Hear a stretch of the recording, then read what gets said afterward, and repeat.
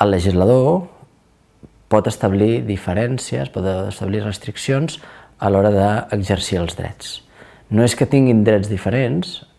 amb algunes excepcions, com el tema del sufragi actiu i passiu en eleccions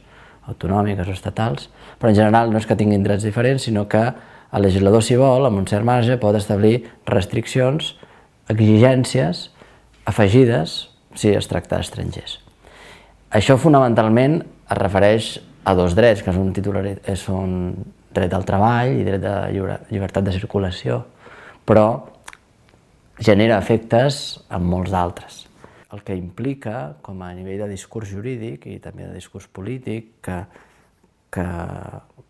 acaba aconseguint una certa hegemonia discursiva, és a dir, que té capacitat de que la gent ho accepti com una qüestió normal,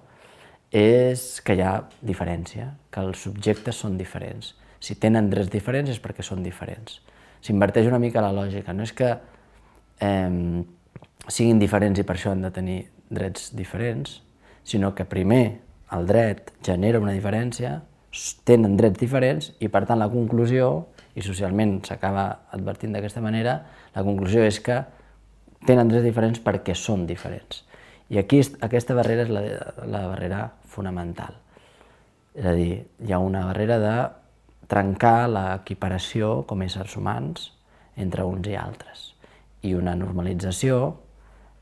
social en el discurs i en l'acceptació, per tant, del tractament diferenciat, discriminatori, excloent, pel fet que són estrangers. Clar, l'afectació que pugui tenir l'obertura d'una causa penal per un estranger,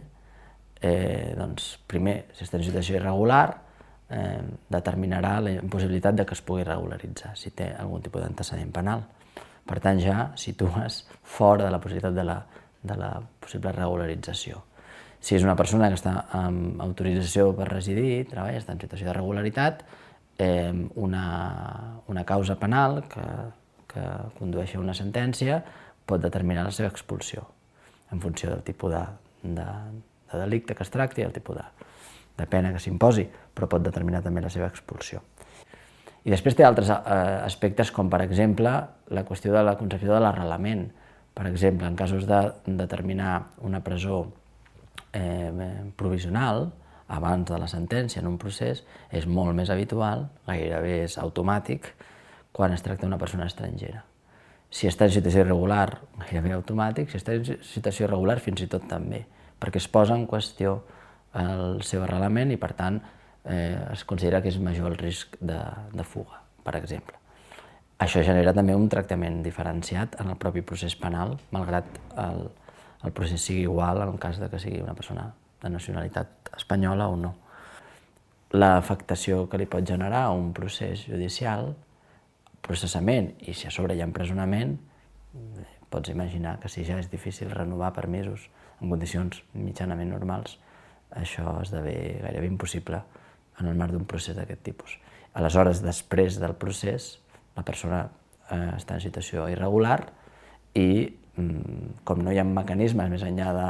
l'arrelament després de 2 anys, tot un altre procés que li pogués... Això és si no ha estat condemnat, perquè si té antecedents penals ja no es podrà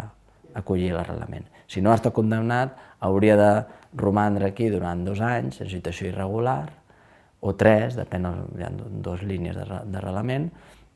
però bé, si en aquest procés hi ha més una persona que ja la té la fitxa de la policia, encara més possibilitat que sigui localitzada per ser expulsada. Cal dir que més enllà de l'atenció jurídica, en el cas espanyol, el que tenim és un sistema econòmic que genera irregularitat, que genera i que necessita irregularitat. I de fet, durant tot aquest any del boom econòmic, del milagro espanyol, bàsicament s'ha comprovat la inexistència d'inspeccions laborals, d'inspeccions de treball, en zones on tothom sap que hi ha irregularitat. I per tant el sistema s'ha basat, ha necessitat, ha volgut la generació d'irregularitat i aprofitar aquestes condicions. Hi ha una idea que finalment es reduirà la immigració, molta de la gent que havia vingut per quedar-se ja marxarà, i per tant de nou, no cal donar-hi masses voltes a aquesta qüestió.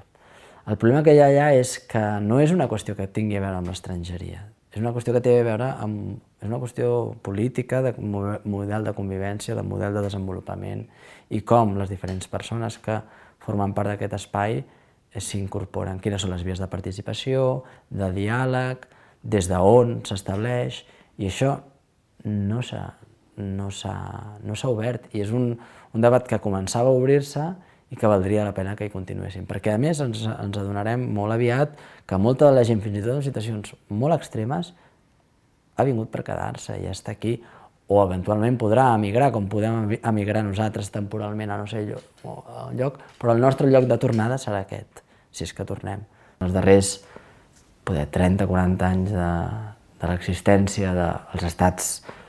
occidentals, europeus, és de l'època amb major situació de seguretat a nivell humana, personal, social, malgrat això va en retrocés absolut, però bé, més o menys la sensació comparativament a temps anteriors és de major seguretat i en canvi la sensació d'inseguretat, d'elements que poden pertorbar el benestar, cada cop creix, no? I una de les línies d'aquest creixement de la inseguretat és promoguda pel propi estat, pels propis aparells vinculats a una lògica policial, en certa mesura, però també de la pròpia estructura, d'una estructura estatal que pot en determinats moments veure tocada o veure en perill la seva legitimitat i la seva forma de reivindicar-se com a espai necessari,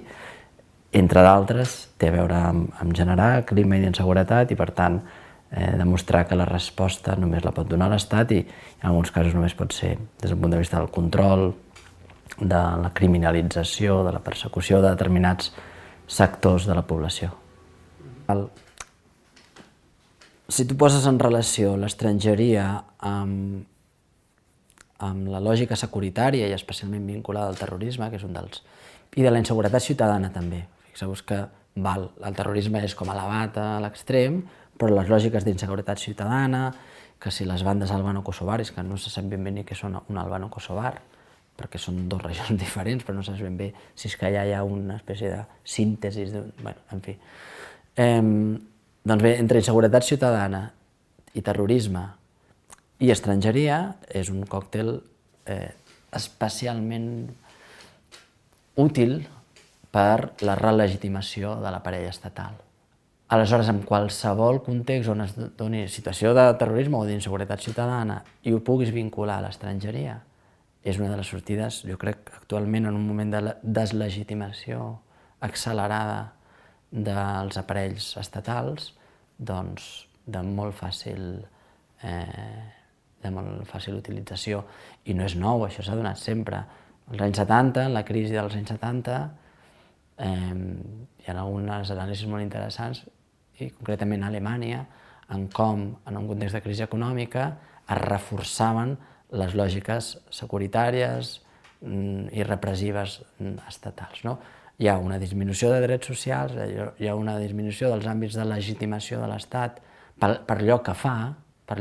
d'espais d'integració i d'inclusió, i hi ha un intent de relegitimació a partir per la necessitat de l'Estat. No tant per allò que fa com a inclusió, sinó per la necessitat dels aparells enfront de les amenaces. En el tema de l'operació Estany, dic segurament perquè seria un exemple, però caldria analitzar tots els elements, però en qualsevol cas sí que es pot afirmar amb tranquil·litat que és un bon exemple on s'ajunta tant en el tractament mediàtic com en el tractament jurídic i com en el conjunt de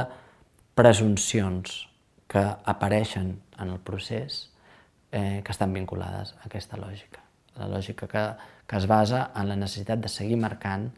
una distinció, una diferenciació, i aquesta diferenciació té diferents espais de realització. Una és en els mitjans de comunicació, de manera molt clara, una altra és en el propi procés judicial. I l'actitud del jutge i dels actors, operadors jurídics que pertanyen o que participen en aquests àmbits és una actitud profundament condicionada per això, per la lògica de la separació. Hi ha com si fossin dos hemisferis de comprensió. I si tu estàs en un d'ells, és a dir, en el de l'estrangeria i vinculada més a aquestes amenaces, aleshores es deriva una dinàmica d'aplicació de la norma de comprensió de presumpcions que jo crec que explica en bona mesura el que succeeix amb l'operació Estany i amb d'altres semblants, el Raval o altres que es puguin donar. Molt bé.